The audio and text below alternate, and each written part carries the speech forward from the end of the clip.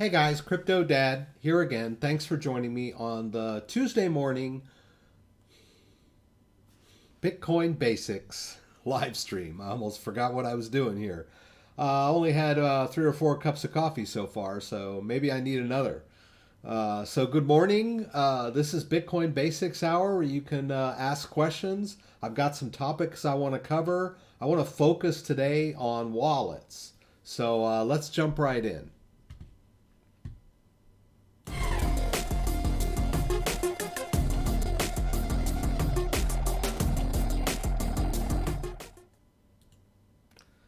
All right, let's jump right over here. I'm gonna pop out my chat here real quick so I can see who's asking questions. I'll just put it over there. So basically what I wanted to cover today was how to keep your wallet safe. And I'm gonna sort of base that on a news item about the Trezor hardware wallets that were cracked. By a testing company called KRAKEN. Actually, KRAKEN is a cryptocurrency exchange, among other things. They're probably into other stuff too, but apparently they're into testing hardware wallets too. So basically, the news story here is that let me try to find you a good. Okay, here we go. Trezor wallets can be hacked, KRAKEN reveals. Hey, Edward, good to have you here. So I want to unpack this article. There's a lot of meat in this article that I'd like to talk about. The first thing, you know, the headline is a little misleading, but most headlines are. Most headlines are attention grabbers. Be it news, politics, whatever. And you know, this headline is no different. It's short, of course. So the takeaway here is okay. I have a Trezor hardware wallet and I've got a bunch of Bitcoin on there. And then I read this article headline and I think, oh my God, my wallet is vulnerable to being hacked. All right. So, but let's take a look at what this hack entailed. If we look at this other, I believe this is the one. Yeah, this is the setup here.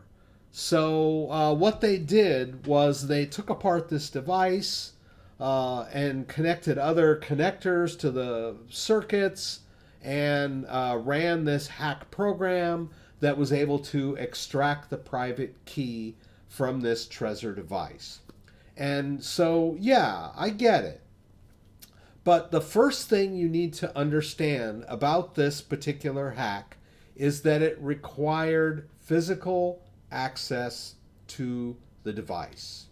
Okay, so this does not mean that when you're using your Trezor wallet in the privacy of your own home, connected to the internet, that somehow a hacker is going to, you know, magically through the internet, you know, infecting your computer. Steal your Bitcoin, right? That's not how this hack works. Someone has to enter your apartment or home, take your device, and connect it to very expensive, specialized hardware in order to perform this particular hack. Now, they say that this hardware could be produced and sold for about $75. Okay, so it's not that expensive.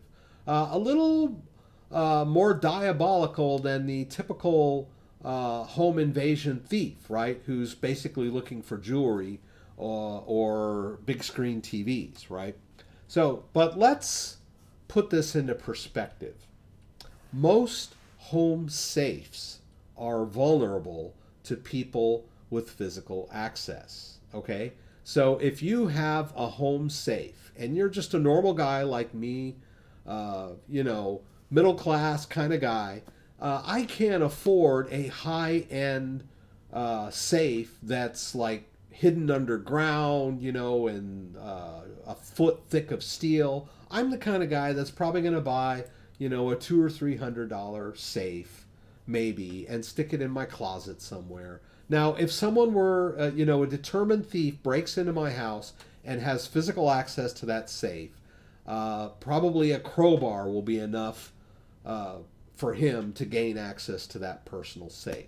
So, we're looking at a situation very similar, with this wallet. My wallet is vulnerable to someone that breaks into my house and steals it.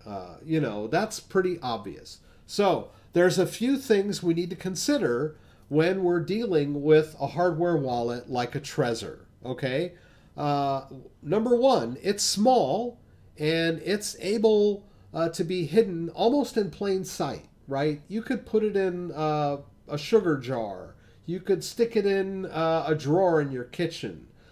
Someone that's coming into your house and looking for valuables will probably miss this thing unless they're specialized thieves looking to hack your device and they happen to find it. And in that case, you could even hide it in a place where it would be difficult for someone to find, like a little cubby hole, under your carpet. So, first of all, for this hack to work, they need physical access to the device. All right. So it's not that much of a vulnerability to this hardware wallet, right? But it is a design flaw, right? Trezor could address this in more releases. They might find a better circuitry that would prevent this type of attack. But the people that already own Trezors would still be vulnerable to this attack until they bought the new device and maybe imported their private key onto the new device. All right. So Scott's here. Good morning. Hello. How's everything going, guys? We'll like to hear about MetaMask wallet and staking. Okay. So we'll talk about that. Now, I wanted to just briefly talk about a particular fix that Trezor has said will address this issue. So Trezor, in fact, did write a response to this. Right, so if you go on the Trezor blog, I'll throw this link in the description. They sort of break down, probably, hopefully, my argument that physical access is a little bit out of the ordinary, for your normal cryptocurrency thief. Am I in the right? Yeah. Let's go up here. Okay. No. Here we are. Let's just put in Trezor's. Whoops. Response. Just so you guys have access to that as well. All right. So basically, they probably go over what I did. Keep your item in a safe place, keep your doors locked. That kind of stuff. Have a backup somewhere. I don't know. But if someone were to steal your private key, now this particular attack could just as easily be someone breaking into your house and discovering where you've written your private key, because the hack is stealing the private key off the device. It's extracting it. But your private key is also stored in your backup phrase. So if you have your backup phrase somewhere in your house and knowledgeable thieves that are looking for your backup phrase that know you have cryptocurrency could find that. Maybe in your file cabinet you have a folder that says backup seeds, something like that. And they find that written seed. That's the same hack, right? They could take that seed and restore it and use the wallet and steal your Bitcoin. So that's the same attack. Now we can protect that private seed with a passphrase, and this is very complicated and very risky. But I would like to sort of talk about how that works because it sort of gets into the whole idea of how wallets work. Just a brief little advanced talk about how wallets are created and how they work.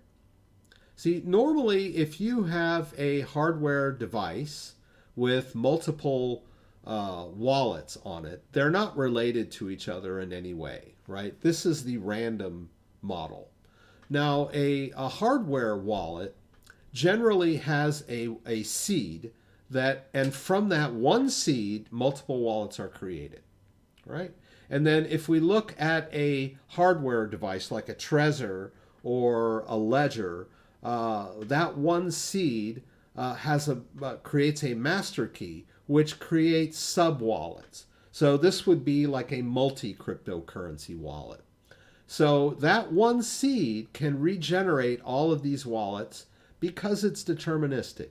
There's a mathematical transformation that takes place right here, this little arrow. That's a bunch of math happening, right? And it's a set formula. So if I have your seed, I can restore to my device and recreate all of your wallets as a hacker would do if he gained access to your seed. Now, after this seed is created, and here's a picture of a Trezor, right? And this is off the Mastering Bitcoin book, and I have a link to that in the description.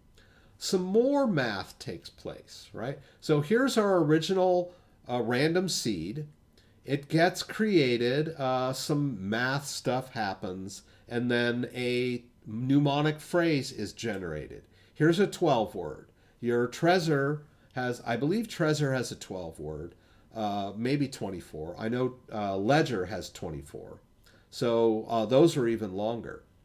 And from this, we get this big, long seed that's what the attacker's after, right? That's the private key that gives you access to the wallets that are contained on the device. Now look over here. They have this little salt, right? You take your mnemonic phrase and then they add this salt, right? It takes the mnemonic and then there's an optional passphrase. So if there is no passphrase created, then the mnemonic code, the 12 or 24 word recovery phrase, is all you need to generate the seed. Now, if you have added an optional passphrase to your device, then the seed is not enough to gain access to the wallets. Unfortunately, if you forget this passphrase or lose it, you've lost access to the wallet. So you've added an additional security to the wallet, but also an additional vulnerability, because if you forget your passphrase, you've lost your cryptocurrency. So, but if the attacker finds the private key, they would not know the passphrase, because that's something you and only you know. And you would hide that, if you wrote it down, in a safe place too. Hopefully the attacker wouldn't find, you wouldn't want to put it on a sticky note on your monitor, right? So, but I just wanted to, I know this is crazy, right? Let's go over to the Trezor wallet, right? And you can see here that I've got the Trezor wallet connected and set up. Yeah. Now, I could, and this is, as you can see, it's empty right now, so I'm not that concerned about it. But I could, in addition to the accounts that I have with my normal seed phrase, so any of these accounts are accessible if you know the seed phrase. But I could increase security by adding a passphrase, which would create a brand new seed that is only accessible by the passphrase plus, the seed phrase plus my passphrase. So you go over here to the wallet, you go over here to advanced, and then you can add the passphrase, right? And they explain that if you forget your passphrase, your wallet is lost for good. Okay, I get it, right? So we can click that, enable passphrase, and then I need to confirm that on the device. Let's see here. Oop. Right, there's the device. It wants me to enable, confirm that I want to enable passphrase, right? So I'll click that. Now it wants me to disconnect and reconnect. Let me get this a little closer here. All right, the Trezor is locked. Let me get this. Trezor's a little harder. All right, it's locked. I'm going to unlock it.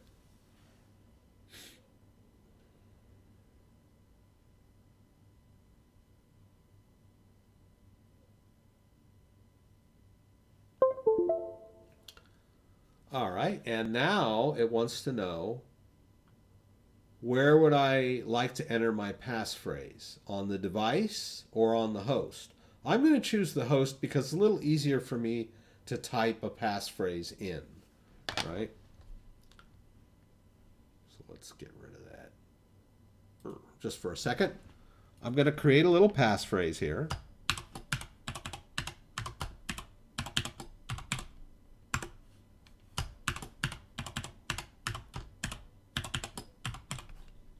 Going to hit enter.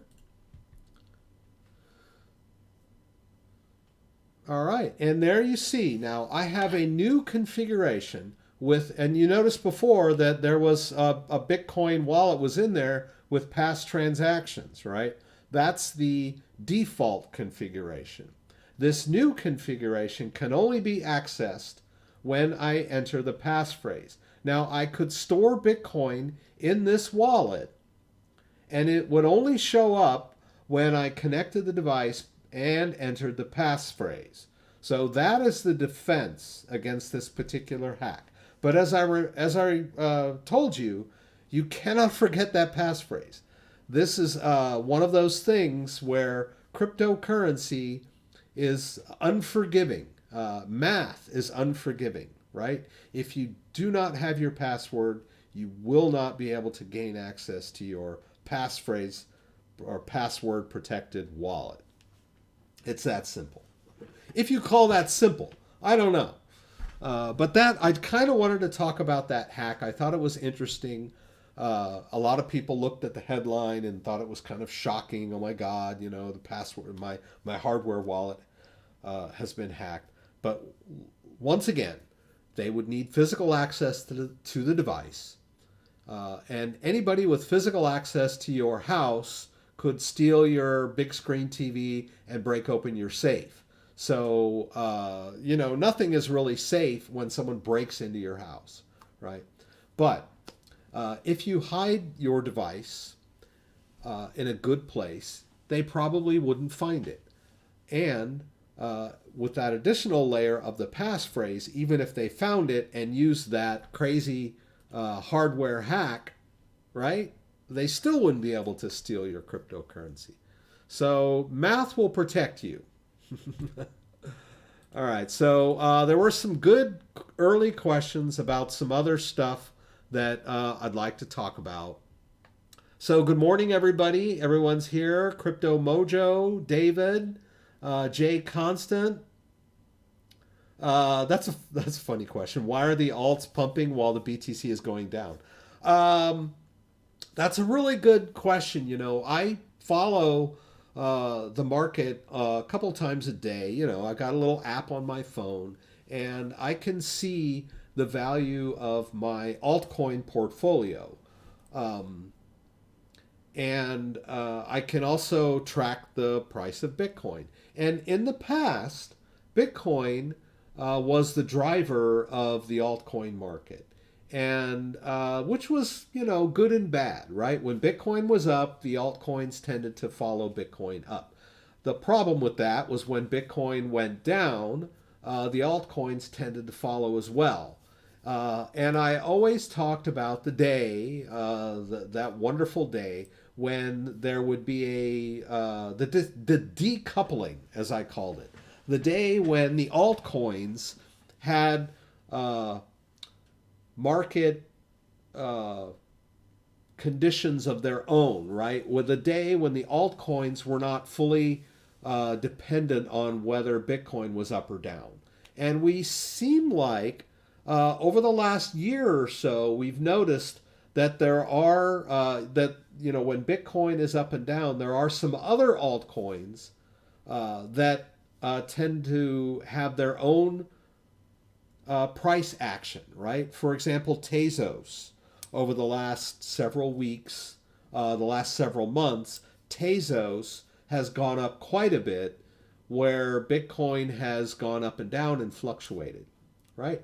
And I spoke on the live stream on Friday that Ethereum, Litecoin, Monero were all moving much, much higher up as Bitcoin tended to sort of stay in the same place.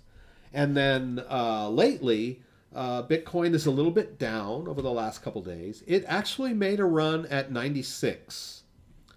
Let's see here. Let's see where we are today. I know I don't talk too much about the market action in this particular live stream, but we'll just touch on it briefly. You can see Bitcoin's a little down off its high of 96, which it pumped up to fairly recently, right? So let's look at the 7-day, right? You can see here Bitcoin hit, if I can hit it, 95.34 on coinmarket.cap, right? And now it's down, right? Over the last, 24 to 48 hours. Not a huge down, right? We were down around 89 at the end of January. We've hit some pretty good highs, 95. Like I said, some exchanges had 96 recently. But Bitcoin is down, a little bit up from its lows. But we don't need to be overly concerned with the price action in Bitcoin because the altcoins seem to be on their own upwards trend, right? Ethereum is off its highs of the low 90s. Binance Coin was up near 20 a couple days ago. Monero was up around 77, but all of these coins are up quite a bit since the beginning of the year. So anyway, that's a good thing, right? And I don't know why, right? I can't explain why, but I would just like to put out there that I think the market is maturing to the point where when Bitcoin rises and falls, it doesn't drag all the altcoins along with it. That's a good thing in my book.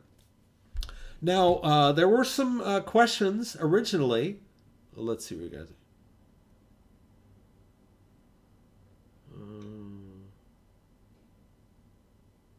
Okay, Adam78 has just asked a quick question about Coinbase Pro. Enable address whitelisting feature and the fact that the ledger will provide you a new receiving address every time you properly generate a receiving address. Now, you don't have to do that, but it improves privacy and security.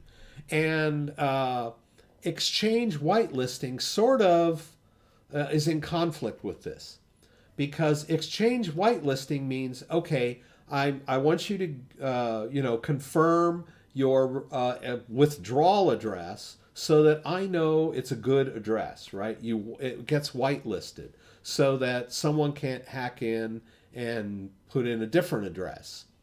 Now, the problem with that is once an address gets whitelisted in Coinbase Pro or Binance or any other exchange, then you're withdrawing your Bitcoin to the exact same address every time.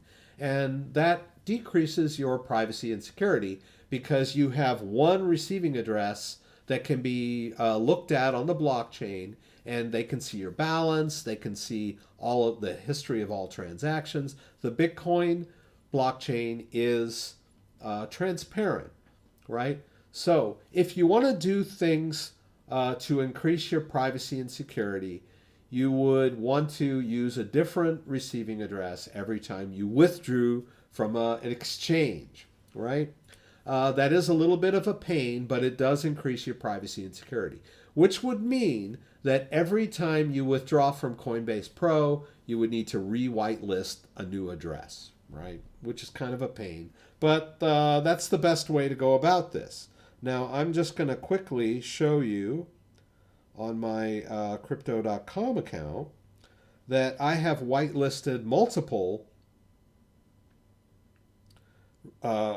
withdrawal addresses, right? So if you look at my Crypto.com and we go over here to Bitcoin,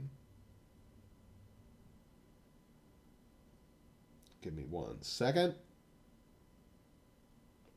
Hello, Crypto.com. All right, so if I go to Bitcoin and I choose transfer and I choose withdraw BTC, that'll take it a second. Notice that I have multiple withdrawal addresses that I had to whitelist. The exchange kind of forced me to whitelist because it wanted to confirm that these were indeed valid addresses. So when I entered the address in this exchange the first time, it sent me an email verification to confirm that it was me, and I entered my 2-factor and everything. But I could have just left the one whitelisted address and withdrew to that address every time. I still would get my Bitcoin, right? But anyone that queries the exchange would know all of the history of all of my other transactions to that same address, right? So they could see multiple addresses, multiple withdrawals, and then they could see where I sent it afterwards, right? So my life is an open book. But by doing these whitelists for each new address that I generated, I increased my privacy and security. A little bit of a pain, but a better way as far as I'm concerned, right? So that I'm not withdrawing to the exact same address every time, right? Now, you could, like if I went into my ledger and I went into my Bitcoin account on my ledger, see, thought I had some, oh, I guess I must have moved that Bitcoin out. All right, but let's just say, right, I've got, yeah, I moved it out yesterday, so that's empty. But I wanted to do a receive. I could hit receive and then continue, and then look down here. It says don't have your device, right? It would just generate like a random address for me that is most likely a good receiving address to this Bitcoin account. Now, I'm not sure if it does a new one when you do this, but the proper way to generate a good receiving address is to have it generate on the device while the device is connected, and you would match it to what you see on your screen. But you can easily generate receiving addresses, right? And then also, if I had this receiving address, I could reuse it over and over and over again, and the Bitcoin would still go into this wallet, right? Even though the ledger has this built-in mechanism to generate new receiving addresses each time, you could reuse the same address over and over again, and the Bitcoin would still go into the wallet. So all of the new addresses will go into this wallet, and any of the old addresses will still send Bitcoin into the wallet. When a new address is generated, it doesn't wipe out the old receiving address, right? The old receiving address is still valid. So, like I said, best practice, always generate a new address. Now, unfortunately, Ethereum doesn't work that way. Ethereum uses the exact same address every single time. Go figure, right? I've used that Ethereum address multiple times. That's just the way the coin is designed, right? But Bitcoin addresses and I believe the Trezor and the Ledger wallets will do you the favor of generating a new receiving address each time to improve privacy and security. All right. Have you heard of the BitFi wallet? It's really good. I have heard tell of it. I haven't used it. Your both ETH wallet addresses are different. Do you mind explaining this? Newbie, I downloaded both Trust Wallet and Atomic Wallet, and I created a wallet in Trust Wallet and used the recovery phrase in Atomic Wallet. Both wallet ETH addresses are different. Do you mind explaining this? Thanks. Now, you can have multiple Ethereum addresses. So if we look at, let's look at, I'm just going to connect my ledger. It is possible to have multiple Ethereum addresses if you're a more advanced user. Where is my, oh, sorry, misplacement. It is possible to generate multiple Ethereum addresses. And I'm assuming that when you recovered your seed phrase into your, okay, so you used your Trust Wallet and you recovered the seed phrase into your Atomic Wallet, and your Ethereum addresses are different, and you want to know why? Now, I'm assuming that it generated a different Ethereum address and that those balances would be separate. That's just you might want to just double check that. Send a little Ethereum to each address and see if they end up in the same wallet. My assumption is they probably will not, right? They will not be the same exact wallet, but they will be related, right? All right, so I'm going to go over to, all right. See, I can focus more on this guy because it's horizontal, right? All right, so if I want to go into my Ethereum wallet here, right, and then I go over to, like, say, MEW. Oops, my Ether wallet. Right, when you access your hardware wallets with my Ether wallet, there's two derivation paths, right? There's the old derivation path, which is associated with the older ledger, and then there's the new derivation path. They don't really look different. There's like that missing /0 prime at the end of it, but they are different. And this is just the derivation path is a mathematical transformation that takes place. So they're going to be slightly different. Now, I don't know if the derivation path came into it when you recovered your seed using the Atomic Wallet, right? It may have been this other part here, and I'll show you that. Notice here there are several addresses that I can access using the same device, right? I'm accessing my ledger device. And as you can see, there are multiple Ethereum wallets associated with the same hardware device. And you can also see that in Ledger Live too. Let's see, I believe it's this one, right? So this Ethereum wallet is separate. See, I got Ethereum main and I've got this other Ethereum wallet, right? And there's two separate Ethereum wallets that contain two separate balances.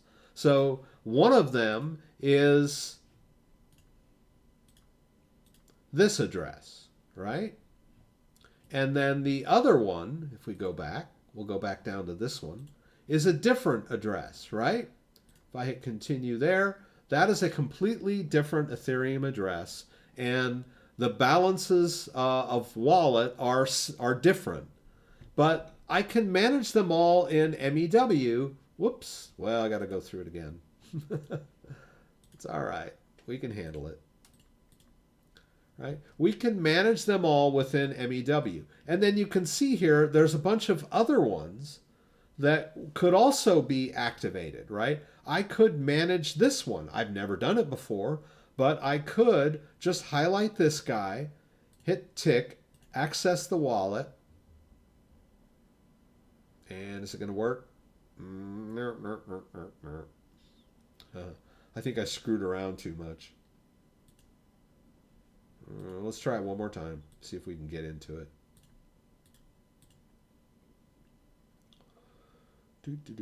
Let's try, whoops. Yeah, let's try this one. Access my wallet. No, it's not going to cooperate with me. Okay.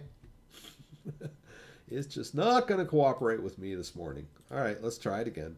One more time.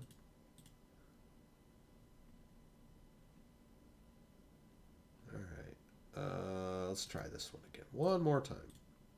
Yay, there it goes. All right, so now you can see that I have access to an empty Ethereum wallet. Now, I don't know if these addresses are deterministic, right? So to say, let's log out, let's go back. I just want you to see those addresses one more time. In fact, I think they go on forever almost. Right, so you can hit next. And then it keeps generating all of these new wallets. Now, I'm assuming that these are deterministic, that they're all generated from the same private key. So the private key that you generated in your Trust wallet is the master private key in this sense, right? And you imported that private key into your Atomic wallet and generated a different Ethereum wallet. I'm not really sure what you could have done different in Atomic wallet to get the exact same Ethereum wallet that you have access to in Trust wallet. But for whatever reason, whether it had something to do with the derivation path or the Atomic wallet chose a different Ethereum address that was deterministically generated from that private key, somehow you got two different wallets. They're associated with the same private key, but they're not the same wallets, right? And you can do the experiment, maybe send $5 worth of Ethereum to either one, and then notice that they're not appearing within each other, right? They're not mirror images of each other. So I'm not really sure why that happened because I'm not that experienced with Atomic Wallet.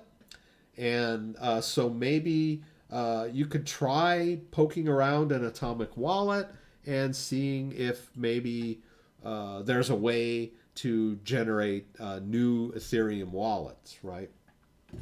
I have Atomic Wallet. It's a standalone seed that I created, so it's not anything that I imported from any of my other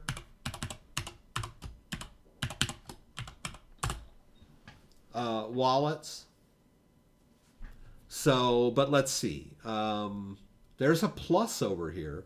Now, you can see I've got an empty Ethereum wallet there. Why does it say Ethereum is $160? That doesn't look right, right? What are we looking at here? Ethereum is $186. So go figure, right? But I'm not going to update or anything. Maybe, let's try this. So if we do plus, let's see, to add any Ethereum. Okay, so that's an Ethereum token.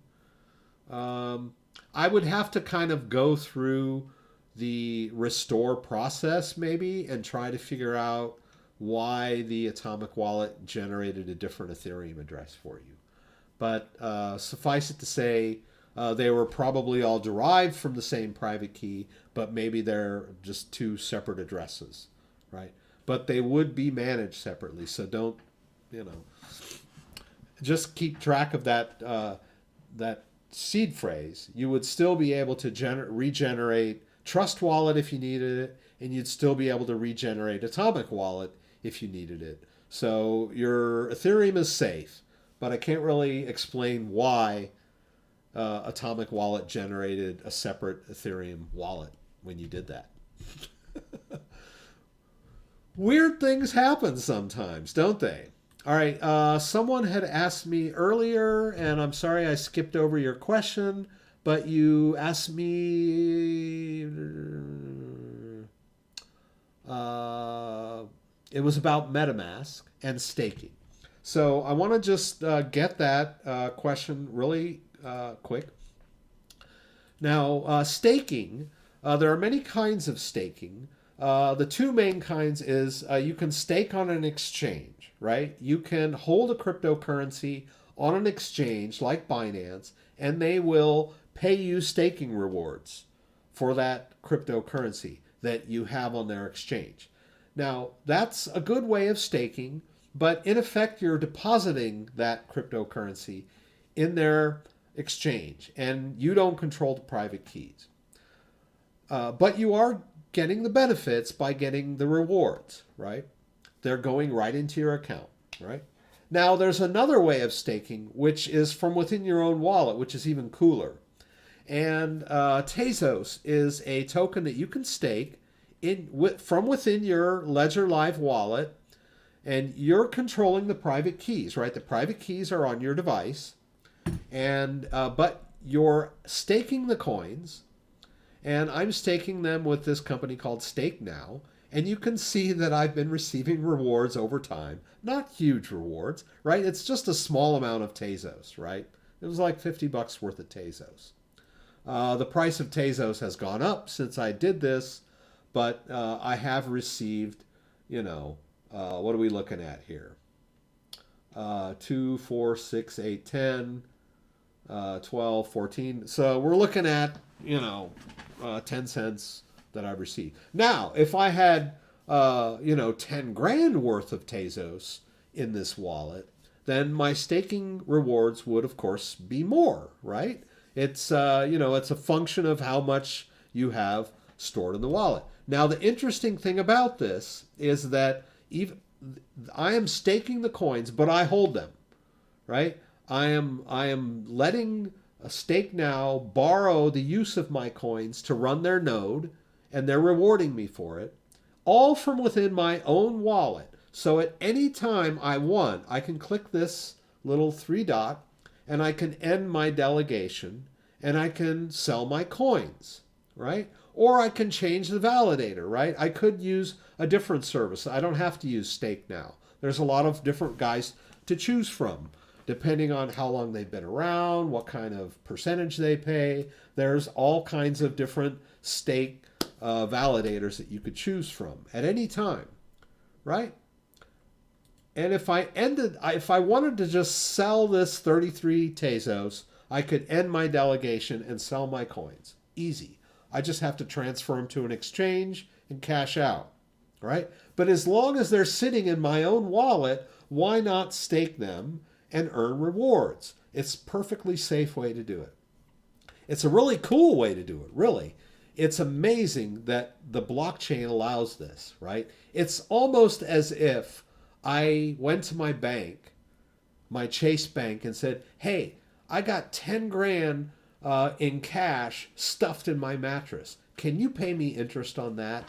And they're like, okay, we'll just assume that, they'll use my promised 10 grand stuffed in my mattress, and they'll use that as collateral for loans that they want to give out, right? So it's kind of like that in a way. It's like I'm holding the cryptocurrency, but at the same time, I'm lending it to someone else who's using it to beef up the Tezos blockchain, right? Cardano will work like that soon. It's in testing phase. So there are a lot of good cryptocurrencies out there, wonderful projects that are using proof of stake instead of proof of work, right? There's no mining involved. It has to do with network validators and who has, enough cryptocurrency on each node to validate transactions, right? So I know it sounds a little complicated, but the upshot is you can earn interest on your cryptocurrency while holding it in your own wallet, and that's totally cool, right? All right, let's take a look at MetaMask. MetaMask is a browser extension that you can use to manage Ethereum and sub-tokens, ERC20 tokens, right? So let's go. Now, when you set up a MetaMask wallet, it's going to give you a seed phrase, right? The all important seed phrase, right? That mathematical wonder that is the core of our wallets, right? So your Ethereum seed phrase will be something you would write down and keep in a safe place in case this browser ever crashed and I lost access to it in some way or form. The computer got stolen, or the house burned down, whatever. If I had that seed phrase safe, I could restore the wallet at any time. So an MetaMask is a non-custodial wallet, right? You are totally responsible for managing this wallet and keeping it safe, right? So no one can access this unless they gain access to my computer. They have the password. I protect my computer with a password. People can't get onto my computer unless they know the password. And so I can send and receive Ethereum using the MetaMask wallet as a browser extension. I'm not a huge fan of it. It's okay. It is a versatile wallet. It will allow you to use cryptocurrency decentralized exchanges like ForkDelta.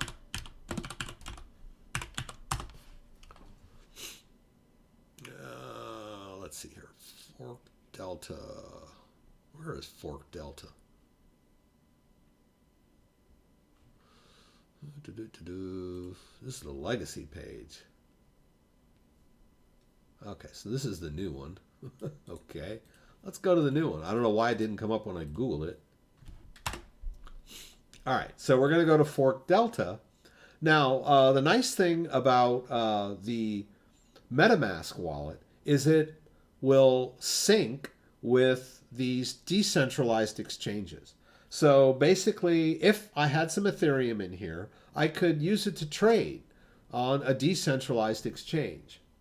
So that's pretty cool. So MetaMask is like I said, it's a non-custodial Ethereum-based wallet that is a browser extension, but it also has a backup phrase. So it's your wallet. You control the private keys, and you can interface with decentralized exchanges using the MetaMask wallet, right?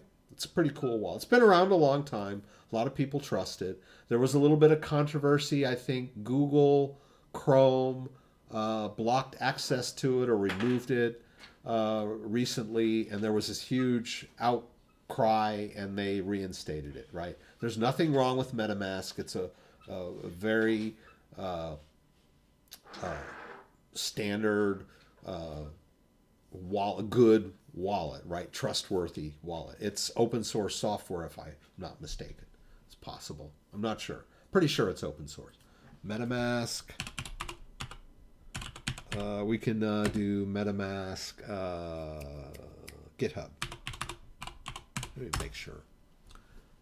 Yeah, MetaMask is open source software, right? Anyone can go look at the code. It's peer reviewed. It's good, solid cryptocurrency wallet that you can use as a browser extension. All right, so I hope I covered that question well. Yeah, ForkDelta is a peer-to-peer based currency exchange. So you're going to be dealing with personalities, right? Other people's, you're trading between other people's wallets, right? There's no centralized party that provides liquidity, like a centralized exchange like Binance or Coinbase, right? Sometimes your trades don't go through right away. Sometimes the price is a little over what you might normally pay. So, but it does provide, has advantages in being decentralized, private, and if done correctly, anonymous, right? So you're not dealing with third parties. This is more the spirit of the way cryptocurrency was designed, right? So pros and cons, right?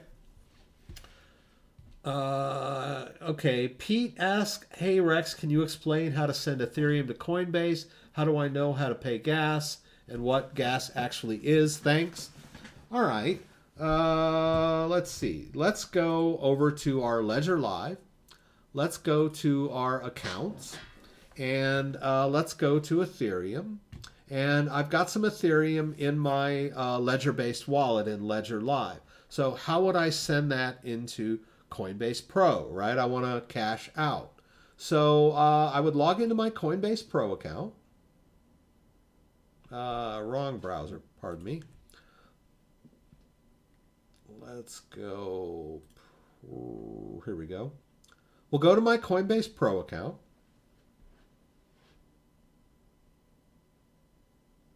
Looks like I'm logged in at the moment. That's a good thing. And so I would basically, I'd go over to, I guess it used to be wallets, but now it's portfolios. All right. I want to make a deposit into my portfolio. All right. So I'm going to hit deposit here. And I need to tell it what kind of funds I want to deposit. Right. I want to deposit Ether. Right. Not Ethereum. That's an Ether Classic, right? I want Ethereum, right? This is Ether, right? Now it's going to give me an address that I can use to make my deposit, right? Only send ETH to this address, right? Always make sure you're sending the right cryptocurrency to the right type of wallet, right? So I can copy this address into my clipboard. I can go back over to my wallet, right? This is my own wallet.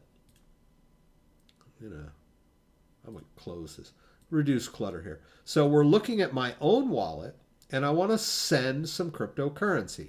Where do I want to send it? I want to send it to the Ethereum address that my Coinbase Pro account provided to me, right? So on my Coinbase Pro, I have an account that belongs to me under my email and my credentials, right? I log into it and I have access to it. And within my account are several different cryptocurrency wallets, right?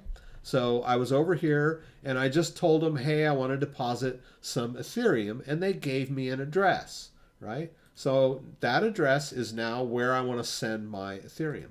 I'll hit continue. I tell them how much do I want to send, like 0.1, which is like 20 bucks worth of Ethereum, and I'll hit continue, right? And now it's going to give me an overview of the transaction, and it calculates the network fees for me, right? And then I can hit continue again. And then I need to confirm on the device. Now, I'm not going to do that, but let me just show you here when I do that send. I'll put that address back in there. There's some gas here. Now, the gas... when you're sending Ethereum from your Ethereum wallet, it uses Ethereum, some of that Ethereum, for your transaction fees. That's pretty common, right? The same thing with Bitcoin, the same thing with any other cryptocurrency. When you send out cryptocurrency on the blockchain, there's going to be some network fees. All right? So... but here's the thing about gas. Most of the time, the gas that is the default amount that is calculated by your wallet is usually fine, right? But there is a continuum. Because Ethereum is still mined, right? When you send out a transaction onto the Ethereum blockchain, miners that are out there mining Ethereum are looking for transactions that haven't been processed yet. And they're if you use no gas at all, right? If you really take your gas down really low, and as you can see, it's measured in a thing called GWER or GWE or whatever. It's just a unit of measurement for Ethereum, right? Very small amounts, right? If you use a very low amount of gas, then the likelihood of a miner mining your transaction is low, right? Now, if you use the default amount, it's probably, and you can see here, that's a very small amount of ETH. That is less than $1, way less than $1, all right?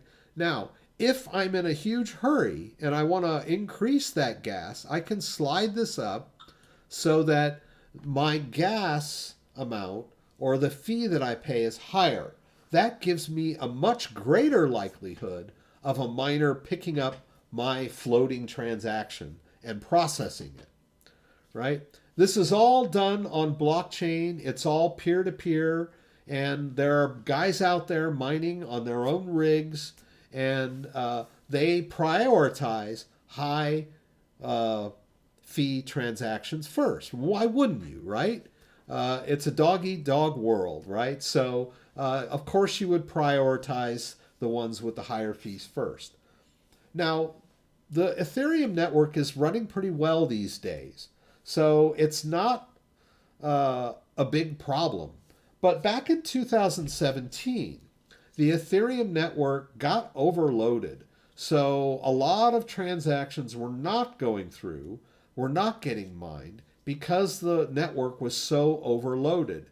So at that time, I was really upping my fees to the highest amount possible. Still, not that much Ethereum, a little more than usual, in order to make sure that my transactions got processed. So that's gas, right? Now, gas also comes into play if you decide you want to send, let's say I want to send some chain link over to my, let's see here. Let's say deposit, and let's say chain link. Do they have chain link on here? Yes, they do, right? As it turns out, that's probably the exact same Ethereum address, right? Now, if I decide I want to send Chainlink to my Coinbase Pro wallet, let's go back here, sorry guys, and I do a send. Now, I'll send to that same Ethereum address, and I'll still have gas. But you'll notice here that when I send Chainlink, it's not going to subtract any of my Chainlink tokens from the fees. It's going to use the Ethereum from the main part of the wallet. This is an Ethereum wallet. It contains several different ERC20 tokens, but it takes some ETH out of the main wallet to pay for the gas. So gas is the fee juice, right, that runs the Ethereum network. So, but when you send ERC20 tokens, you can send all of them, and it's not going to subtract anything out of those tokens, right? I'm not going to lose any chain link when I send it across the blockchain, but I will have to pay the fee for that transaction in Ethereum.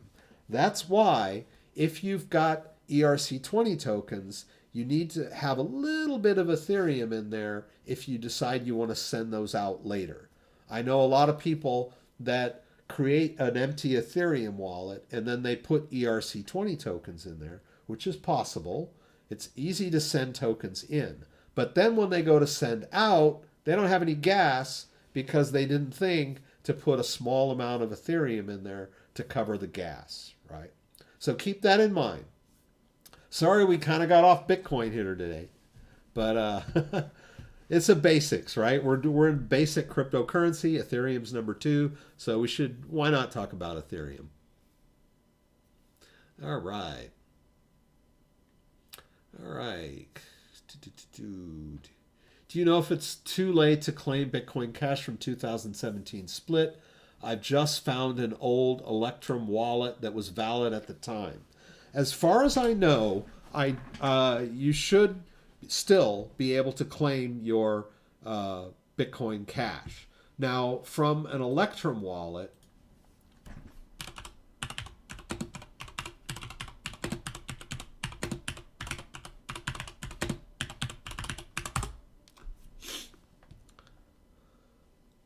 okay.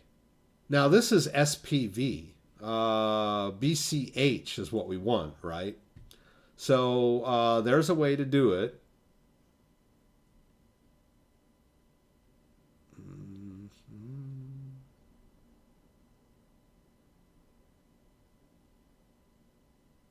Okay, so basically you need the seed to that Electrum wallet. So if you have that Electrum wallet, but you don't have the seed, you might have an issue. I don't know if you still have that seed or you just discovered the wallet on your computer somewhere.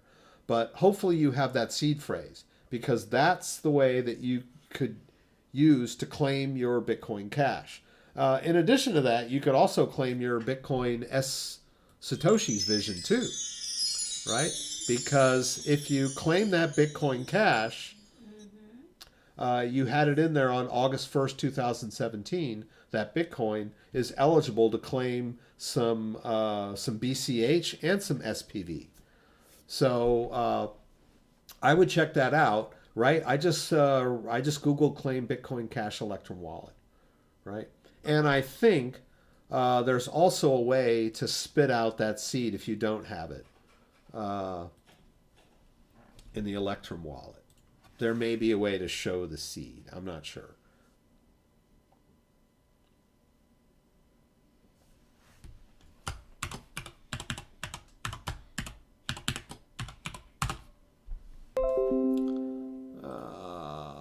There's probably a way. It's probably in the console. Right. There's export. Right. So you should be able to export that private key out and use it to recover your BCH. Now, if you're going to do that, I would suggest moving this Bitcoin out somewhere else before you did that, because when you claim your Bitcoin Cash, you're exposing that private key to that wallet, right? And once you've claimed that Bitcoin Cash, it's probably a good idea to move it out somewhere else too, right? To a wallet with a different private key, just to be on the safe side, right? So because the only thing that matters was that the Bitcoin was in there on that date, August 1st, 2017. So now you can safely move it out. But the blockchain has a record that you possessed and controlled that Bitcoin on that date. You can use your private key to claim your Bitcoin Cash, and everything should be lovey-dovey, right? Pretty cool. Thanks for the explanation. No problem, guys. So the BCH will be there. And you might even be able to import that private key into a Trezor or Ledger wallet. Ledger has a functionality that allows you to claim your BCH, I believe. It did back in 2017, right? It just allows you to claim it from within the wallet without having to do anything crazy, right? It just detected the amount of Bitcoin you had on the fork date, right? All right, guys, I'm going to sign off. Thanks for joining me. I always appreciate you guys joining me and all of your questions, your views, and your comments keep me going. Got some standalone videos coming in the near future, so wish everybody the best. Don't forget, I do this on Friday night for an hour and a half, 8 p.m. Eastern Standard Time. Don't forget to join me for the live stream on Friday night, where we deep dive into Bitcoin, other cryptocurrencies. We talk about the news. I move crypto around, and we have a good time. So please join me for that. If you like this video, give me a thumbs up. If you'd like to subscribe to my channel, I would appreciate it. When you subscribe, there's a little bell that you can click that will allow you to be alerted whenever I post new content. Once again, thanks for joining me, and hope to see you again soon.